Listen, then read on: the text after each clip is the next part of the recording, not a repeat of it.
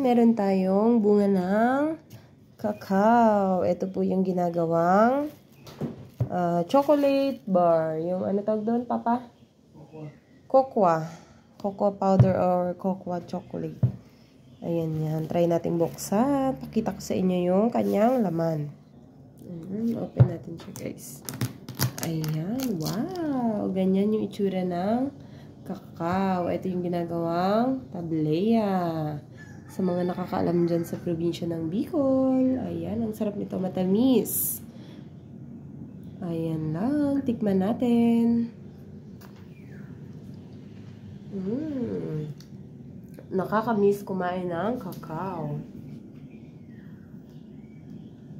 Pwede ito guys ibilad. Tapos papatuyuin mo at ang tawag doon? Yung papagiling. Para gawing purong cacao. Ganito siya guys. Push mo. Yung itsura niya pag nagawa. Ayan siya. Yung puro siya. Tableya ang tawag. Ayan. Sa mga hindi nakakaalam. Ganyan siya. Ito yan. Dito siya nagmula. Ayan lang. Thank you for watching. Follow for more. God bless.